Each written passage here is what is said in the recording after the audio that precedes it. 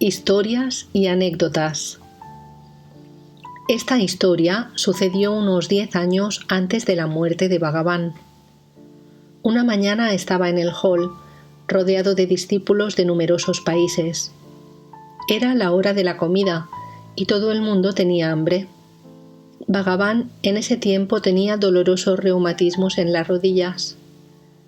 Las tenía hinchadas y debía masajeárselas durante un tiempo antes de poder moverse.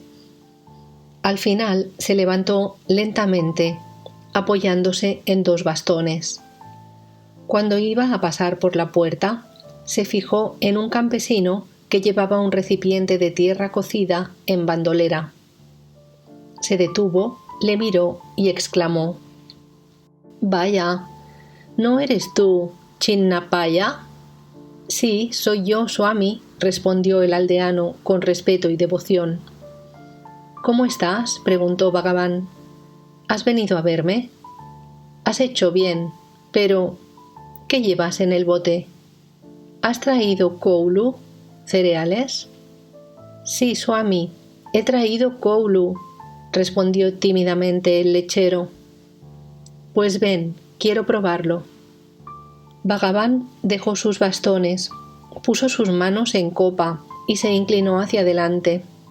El lechero vertió dulcemente las gachas en las palmas de sus manos. El rostro del pobre hombre radiaba felicidad, mientras que Bhagavan bebía esa papilla grisácea como si fuera un verdadero néctar. En el comedor, la gente se impacientaba. Alguien salió para averiguar la causa del retraso de Bhagavan. Cuando vio en qué estaba ocupado, exclamó: «Swami, eso no está bien. Todo el mundo le espera. ¿Y todo por un campesino?» Bhagavan se indignó. «¿Qué pensáis todos? ¿Que estoy aquí únicamente por vosotros? ¿Acaso os pertenezco? ¿Os ocupabais de mí cuando estaba en la montaña? En esa época nadie quería saber nada de mí excepto los pastores que compartían su koulu conmigo». Y entró en el comedor seguido del lechero. Subramanyam. En una noche de bella luna clara, algunos discípulos efectuaban la vuelta a Arunachala, Pradakshina, cantando los Vedas. De repente vieron en medio del camino un guepardo que los miraba. Paralizados de miedo, dejaron de cantar, incapaces de avanzar o de huir. El guepardo los observó tranquilamente durante un tiempo. Después, atravesó lentamente el camino y desapareció en la jungla.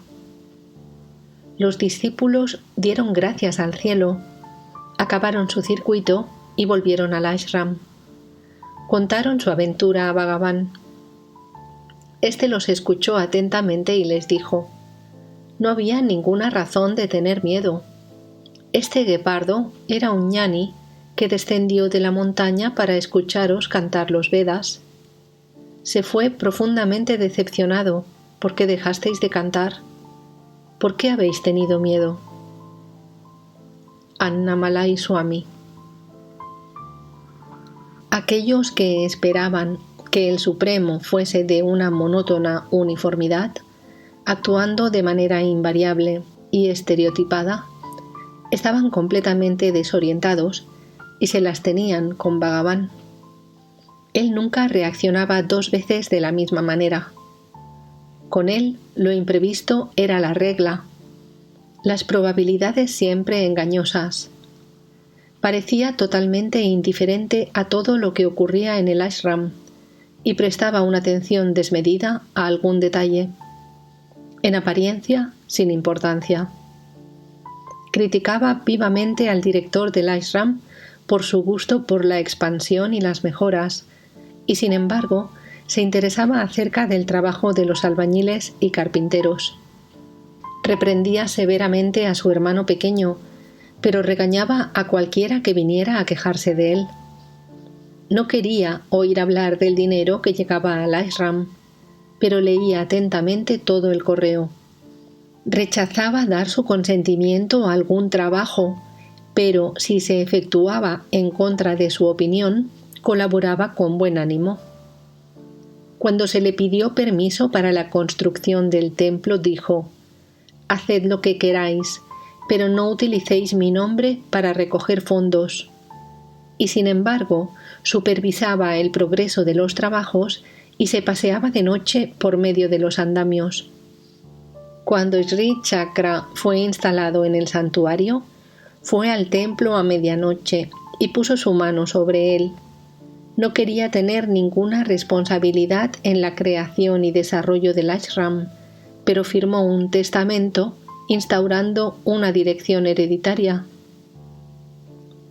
Rechazaba cualquier tratamiento, pero tomaba, sin que se lo pidiesen, todos los medicamentos que se le daban.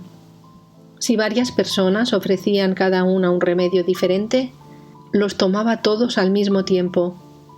Se deleitaba con comidas sencillas y apartaba la vista de manjares delicados. A veces llevaba a alguien a la cocina, preparaba un plato y le servía con sus propias manos. Pero cuando alguien venía a pedirle comida, protestaba de su impotencia sobre eso.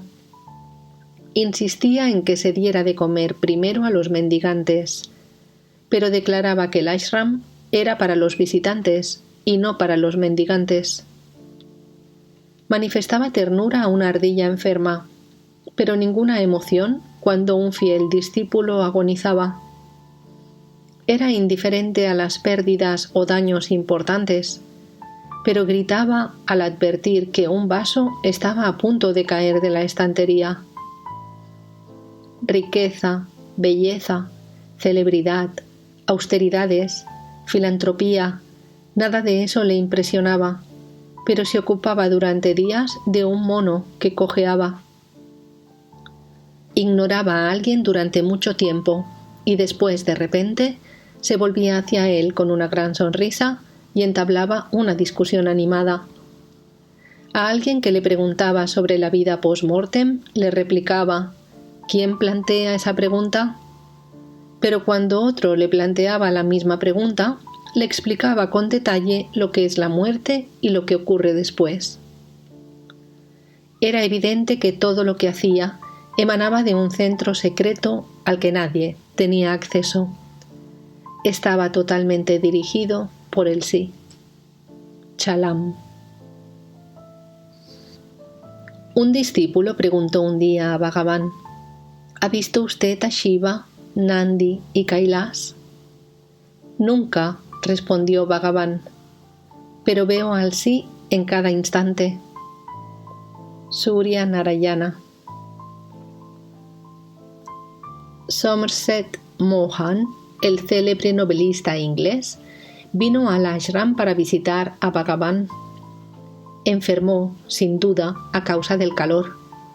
En cuanto Bhagavan se enteró de eso, lo visitó en su habitación. Simplemente se miraron en silencio durante alrededor de una hora. Cuando Bhagavan se levantó, Chadwick preguntó a Maugham si deseaba pedir algo. ¿De qué querría hablar?, respondió. Sí, dijo Bhagavan, las palabras son inútiles.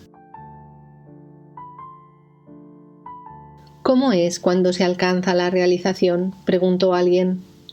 La cuestión está mal planteada, dijo Bhagavan. No se realiza nada nuevo. No lo entiendo, Swami. Es muy simple. Ahora usted tiene la impresión de estar en el mundo. Después tiene la impresión de que el mundo está en usted. Narayana Iyer. La madre de Bhagavan pasó por momentos difíciles cuando vino a vivir cerca de su glorioso hijo. Era una mujer muy ortodoxa, llena de prejuicios, supersticiosa, posesiva y orgullosa. Bhagavan no tuvo piedad cuando se trataba de liberarla de la ignorancia y del miedo. Obtuvo magníficos resultados y confirió a su madre Videha Mukti, la liberación en el momento de la muerte, que es, de lejos, la forma de realización más corriente para la mayoría de los aspirantes sinceros. Tenía, entre otras, una profunda aversión por las cebollas, que son tabú para una viuda brahmin. «¿Cuánto poder tiene este pequeño bulbo?», decía Bhagavan, mostrándole una cebolla. «Puede impedir a mi madre ir al paraíso». Su madre se iba a sollozar a un rincón, pero él le decía simplemente: «Llora, llora, cuanto más llores mejor». Era un amor supremo, sin piedad ante todos los obstáculos, incluso si estaban anclados en la tradición. Un día, cuando Bhagavan vivía en la montaña, un gran mono se sentó a su lado cuando estaba comiendo y llevándose un trozo de alimento a la boca. Entonces se lo ofreció al animal.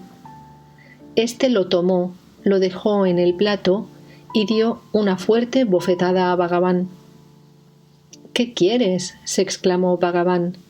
«¿Por qué esta cólera? ¿No te he servido el primero?». Luego comprendió su error. Este mono era un rey y debía ser tratado con los honores debidos a su rango. Bhagavan hizo poner un segundo plato de hojas y una comida completa fue servida al rey.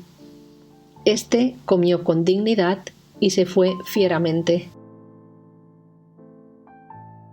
Un día, Mudaliar se fijó en que Bhagavan rechazaba tomar un poco de leche con su alimento. «¿Qué ocurre, Bhagavan?», le preguntó. «Come ya muy poco y aún continúa eliminando algunas cosas». «¿Por qué voy a comer algo a lo que los demás no tienen derecho?», replicó Bhagavan. La verdad es que los visitantes no eran alimentados convenientemente. Para atraer la atención de los sirvientes sobre esta carencia, Bhagavan comenzó una huelga de hambre parcial. Algunos aspectos de Sri Ramana Maharshi. Raja Iyer. Raja Iyer visitó a Sri Bhagavan por primera vez en 1911, cuando vivía en la montaña, pero no se instaló en el ashram hasta 1935. En 1937 se convirtió en el encargado de la oficina de correos de Sri Ramanashram y permaneció allí hasta su retiro en 1968. En 1911, cuando yo estaba en el instituto de Tiruvannamalai, Bhagavan Ramana Maharshi vivía en la cueva de Virupaksha. Permanecía en silencio no porque hubiera hecho un voto, sino porque, aparentemente, no encontraba nada que valiera la pena ser dicho. La hermana de mi madre, desde su primer encuentro con Bhagavan, se había vuelto totalmente devota suya. Siempre buscaba la ocasión de ofrecerle comida. Cada vez que bajaba de la cueva para mendigar alimento, ella lo conducía a su casa y le ofrecía comida en el dintel de la puerta con mucho amor y devoción. En esa época vivía en casa de mi tía y a menudo subíamos con otros chicos en pequeños grupos a la montaña para ver al Swami. En esas ocasiones, mi tía siempre nos daba algún manjar para Bhagavan que nosotros le llevábamos muy a gusto. Normalmente encontrábamos a Bhagavan sentado en un saliente delante de la cueva. Él nos acogía con una sonrisa y nos permitía sentarnos a sus pies y cantar con todo el corazón cantos devocionales. El aire estaba lleno de olor de las plantas aromáticas que crecen abundantemente en la montaña. En el crepúsculo, el horizonte se ensombrecía y los rayos dorados del sol se insinuaban entre las rocas, formando el armazón de un paraguas de luz. El canto de los pájaros y la presencia de Bhagavan inmóvil y con la mirada perdida en el espacio impregnaban el lugar de una paz misteriosa que podíamos sentir sin poder definirla. Cuando dejé el instituto, no tenía nada que hacer en particular. Cada vez que sentía el deseo, iba a ver a Bhagavan, comiendo y durmiendo en la montaña. Entonces había dejado la cueva ya que se había vuelto demasiado pequeña para los numerosos visitantes y se había instalado un poco más arriba, en Skandashram, donde sus discípulos habían construido algunas cabañas. Bhagavan me empleó en la cocina. Iba a buscar leña para hacer fuego y descendía de la colina para traer de la ciudad algunos ingredientes. Era hábil con las manos, lo que me sirvió para trabajar a menudo con Bhagavan. Se cocinaba una vez al día por la mañana. Ayudaba a Bhagavan a cortar las legumbres en pequeños trozos y otros pequeños trabajos. Se me encontró una esposa y tuve que casarme, pero nunca estuve más de 3 días en casa. No me gustaba nada la vida de familia y prefería cantar cantos de devoción en compañía de Bhakta. No era un gran Bhakta, más bien una especie de vagabundo piadoso. Durante mis peregrinaciones tuve la ocasión de visitar numerosos lugares santos. Cuando mi mujer murió, me encontré de nuevo totalmente libre. En Skandashram, Bhagavan trabajaba en la construcción de muros, de terrazas y bancos. Un día, que revocaba un muro con barro y estaba totalmente lleno de barro, llegaron visitantes buscando a Bhagavan. Uno de ellos le gritó: Culi, ¿dónde está el Swami que vive por aquí? Bhagavan miró a su alrededor y dijo: se ha ido por la montaña. Pero si nos han dicho que a esta hora lo podíamos encontrar aquí, protestó el visitante. Ha marchado por la montaña, dijo Bhagavan, alzando los hombros. Yo no puedo hacer nada. Los visitantes preguntaron cuándo volvería el Swami. ¿Quién puede saberlo?, replicó Bhagavan. Ahora, mañana o más tarde. ¿Qué más os puedo decir? Un poco desanimados, los pobres visitantes emprendieron el camino de vuelta, pero Bhagavan tuvo piedad de ellos. Encontraron a Echamma, que traía comida para Bhagavan. Ella les preguntó si habían visto a este último, y ellos le contaron su historia. Él no se va nunca a esta hora, dijo ella. Venid conmigo, pues, os mostraré al Swami. Mientras tanto, Bhagavan había tomado un baño, se había embadurnado el cuerpo con cenizas sagradas y estaba sentado en la clásica postura de loto. Los visitantes lo saludaron con profundo respeto, preguntándose dónde había ido el Culi. Cuando marcharon, Echamma preguntó a Bhagavan por qué les había gastado esa broma. ¿Qué podía hacer yo?, dijo él. ¿Tú me ves proclamar por ahí yo soy el Swami? ¿O bien que lleve un letrero que diga ¿es Ramana Maharshi? En 1927 fui a Redipalem. Allí pasé 3 meses cantando cantos devocionales. Una noche tuve un sueño. Vi un yogi radiante y resplandeciente sentado sobre un diván en una gran sala. Me pidió que hiciera girar el ventilador.